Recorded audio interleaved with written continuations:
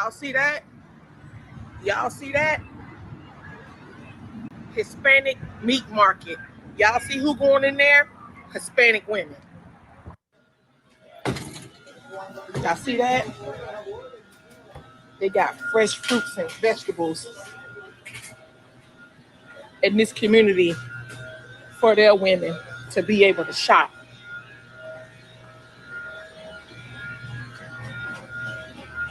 See that? They got fresh meats and they got butchers back there. They come into their neighborhoods.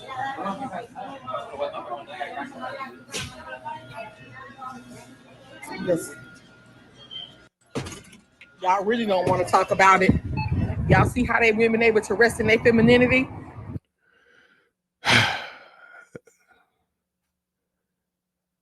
Answer me this. In a population, in an area, let's just say that in the city, in a rough area, there's let's say 10,000 Hispanics. All right. It's about 10,000 Hispanics. Of that general area, let's just say there's 30 or so 30 or so businesses like that, you know,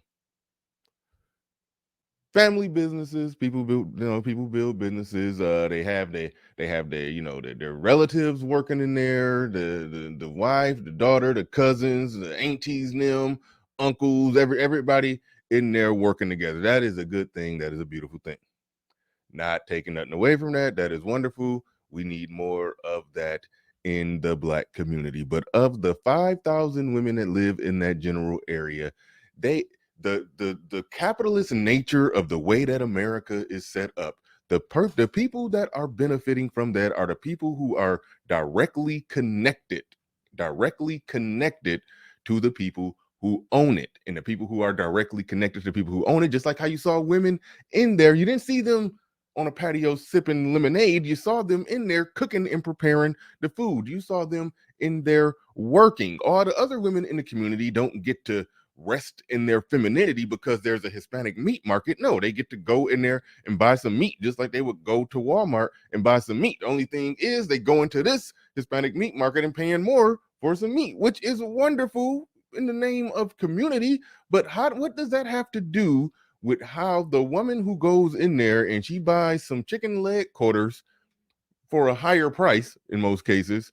What does that have to do with how she conducts herself and treats her man in a relationship who's a goddamn Hispanic laborer who's hopping on a truck going somewhere to do some carpentry work somewhere for,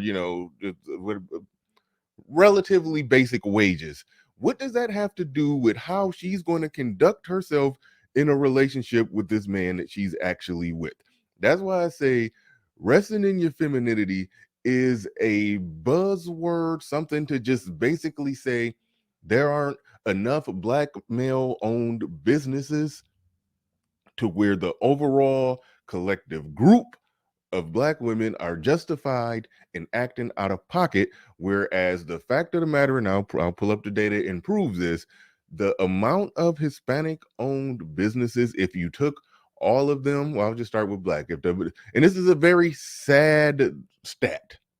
This is a very sad stat. I take no joy in saying this. The amount of Black owned businesses, they could only employ 5%. 5% of the total Black population. That is bad. That is horrible. That is a crime. When it comes to Hispanic business, because keep in mind, she's walking around with a camera just looking at businesses saying, look at this meat. I haven't even played the rest of the tape. Look at this meat market here. This is Hispanic meat market. Look what they're doing. Look what they're building for their women. The totality of Hispanic owned businesses. You want to know how many people they can employ? How many of Hispanic people that they can employ? 8%. They can employ 8% of their people. Yet she's walking around with a cell phone saying, look at this business right here. Look at this Hispanic meat market. Look how these women are allowed to rest in their femininity, because these men who are capitalists, no doubt, turning a profit, making money, And when I say these men, I'm talking about a small percentage of a very small percentage, because black people have this idea that when black people own a business, that it's owned by all black people. They have this idea that when Hispanic people own a business, it's owned by all of them. No, it's probably two or three, perhaps one, but two or three at most, who got together, put up some money, and opened up a business. They got their family in there slaving, working for free, and they're turning a profit. They're turning a profit. This is capitalism. This isn't building for their women. Of the community of roughly 5,000 women in the city or general area, that they're not benefiting off of that. They just got a closer travel, a closer commute to the grocery store to buy some damn chicken leg quarters. That's it. That's the overall net profit that the average Hispanic woman on the ground gets from that business. Now, those who happen to have the privilege of being married to the the small percentage of men who actually own a business like that, if the business is thriving and successful and doing well, if the business is thriving and successful is doing well, those women will get to benefit from it. The women who are actually married to the men who own it. But those women who are married to the men who own it, are they sitting on a patio sipping lemonade? No, you saw them back in the back slaving, preparing food. You saw them in the back working. They are working. You're looking at business ownership. And I've owned a business. I've owned, hell, and I was married. We owned a clothing store. I put a lot of money into that, put a lot of sweat, labor, equity, and all of that, sweat equity, as they call it, into that, Got it set up, put the floor down, set up the shelves, the cabinets, did a lot of work. Did a lot of work to get the thing going, you know. I don't think that raised the overall, because I owned a clothing store that served black people. I don't think that raised the overall level of femininity for the average black woman in the general area. Just like a Hispanic meat market doesn't raise the overall level of femininity in that general area. So when she's walking out of there saying, you see how these women can rest in their femininity because they got a closer walk to a meat market, or in the case when I owned the clothing store, when me and my ex-wife owned the clothing store, they had a closer walk to go buy some clothes. Did that help them rest in their femininity? It's still some nonsense. It's still, he said, Mike said, still got divorced. Oh, don't get me started in that. Um, but either way, it is a nonsensical argument. The When they say building for their women, that wasn't a matter of me building for the collective of black women when we were trying to get that store going and getting it off the ground and everything. That wasn't building for the collective of black women. That wasn't building for the women. That was trying to be a capitalist, trying to make some money. If anything, it was trying to make some money. If anything, it was trying to make some money off of off of women. Building for them and me making money off of them versus them paying money to some white owned clothing store that increases their femininity. That means that they're going to go home to their man.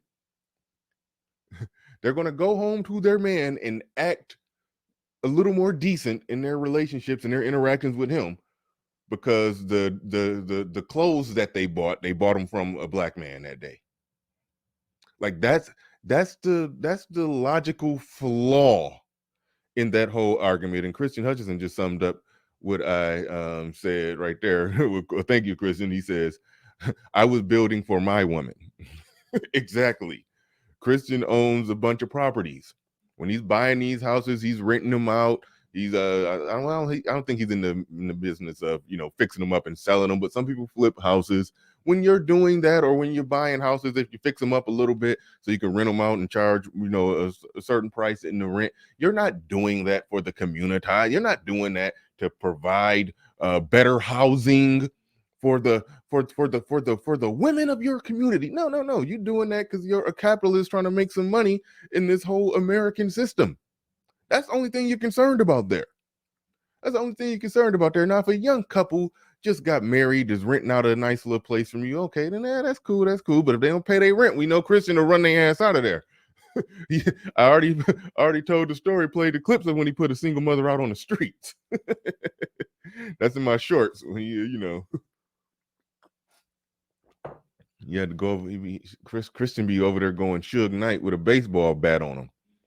But that's the goofiness of all of this. That's the goofiness of all of this. Christian, having a $2 million net worth in properties that he owns, that's not building for a collective group of women around him. That's him being a capitalist trying to make some money. The only benefit that another woman can get who's in proximity is if she's renting from him. And even then, she has to pay to play, basically. Just like women who went in that meat market, they had to go in and pay money, more money than what they'll pay at the larger supermarket.